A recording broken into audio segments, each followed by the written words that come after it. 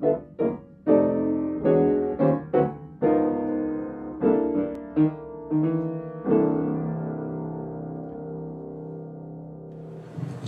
what do you call this instrument?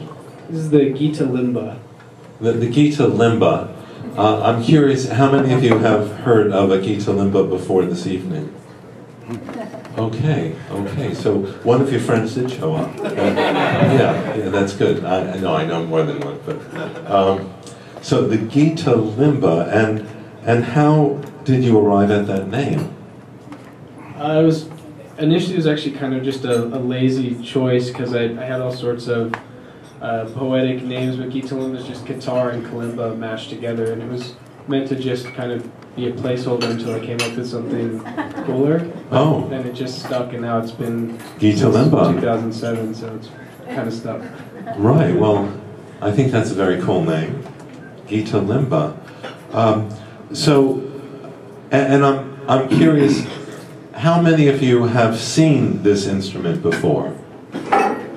Anyone? Oh, okay. Yes. Thank you for coming, by the way. Thanks for having me. Could you, maybe holding it up, could you talk about its features? So for instance, I'm seeing these things that strike me as kind of both a percussion and they must make some kind of wave sound. Yeah, these are just pieces of bamboo, just raw bamboo split into these kind of dangerous looking spikes that look like I'd impale my hand on. Oh, okay. So a danger may be a part of making art. And I'm seeing a whole other set of strings beyond what we typically see in a guitar. Are these, do they drone, or what are these strings about? Yeah, these strings will drone, but they'll actually cause the guitar strings mostly to drone. So when I'm playing the zither, you'll see the guitar strings ringing. Same with if I'm hitting the bamboo keys or the metal keys up on the headstock. And I see on the headstock, we talked about this a little on the phone. So that looks like it's derived from an African thumb piano or thumb keyboard. Is that the correct? So what are those pieces of metal actually? How do you make them? I just stole them off of this kalimba here. That's why they're missing some stuff. Oh, okay. Well, you've given those kalimba pieces of metal a new life in a. And now I dropped the name. Can anyone tell me the name of this in the audience? Guitalimba. Oh, you guys are there. Guitalimba. Is this the only guitalimba in? It is, yeah. So, do you want me to tell you how it came about? Yes, please. Tell us all. I was on a backcountry ski trip with some friends, and I brought a backpacking guitar, and we got up to the hut. It was late at night, and I was supposed to find a board game for us to play. And I was reaching up to find the board game, and one of these was up there in the hut, is in the Aspen area, one of the 10th Mountain Division huts. And I just, I accidentally grabbed one of these guys. While reaching for a board game. Someone had left this at the hut as just a community object. This isn't the same one. I bought my own. But I started. We're very relieved to hear that. I started experimenting with just the classical guitar and putting this on the body of the guitar and hearing just the way that it was getting amplified by the guitar, and then it kind of traveled onto the strings, and then I noticed this effect of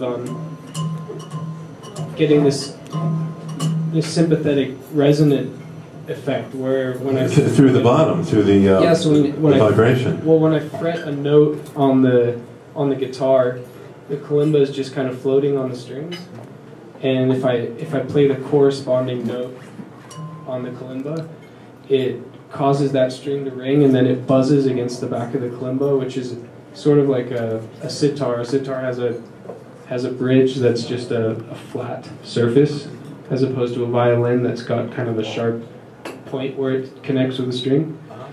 And something about that, it makes the string have this real buzzy sound. So it kind of has the initial sound is like a kalimba, but then has like the tail end sound of like a sitar or another drone instrument, like Indian drone instrument, like the tempura. Right, and while you were playing, I was hearing the influence of Indian music, and even the percussion you were doing with your right hand. Well, I thought a complex rhythm you were doing seemed like playing the tabla. Yeah. So Yeah. did you have training in playing tablas?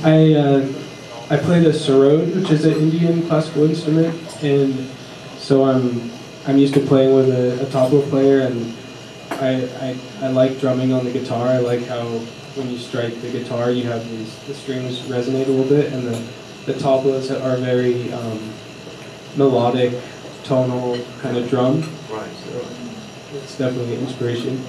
Right, and you're accomplishing that with what you've crafted together so artfully.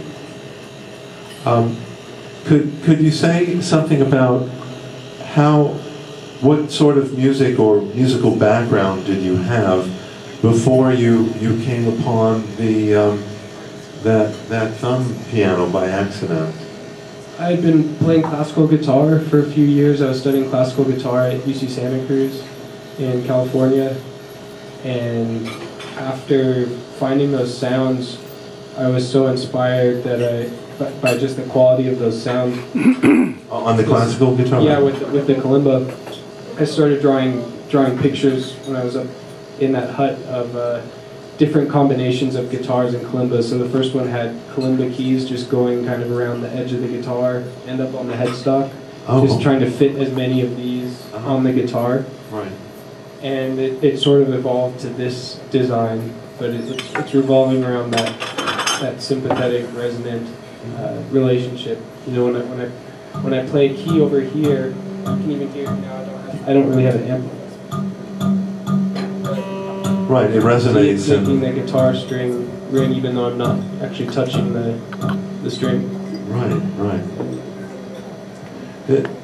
For me, there was something atmospheric about your music, that it was creating a particular space. I mean, it wasn't only about melody or harmony. It seemed almost as if you were making space or defining space.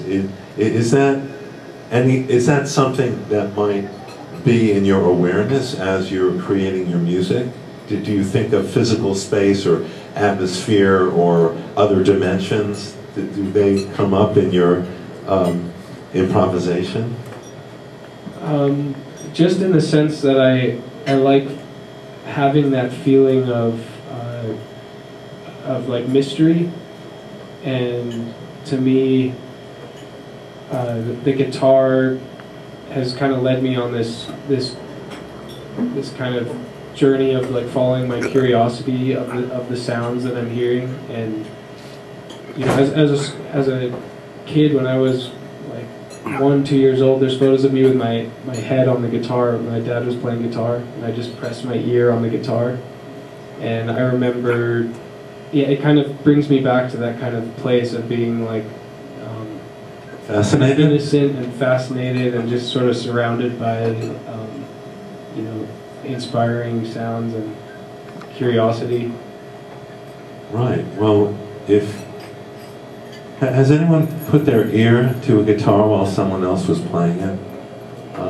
I haven't, but it makes me curious. My parents thought I was deaf because it's pretty loud, and they thought there was a problem. But yeah, if you press that little like flap inside your ear against things, you can kind of hear the resonance, and it's not like you're listening with your open ear. It's more like the vibration. It would be a very different sound, I'm thinking.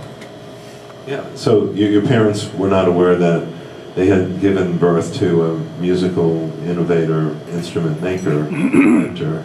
How would they know? How old were you when you?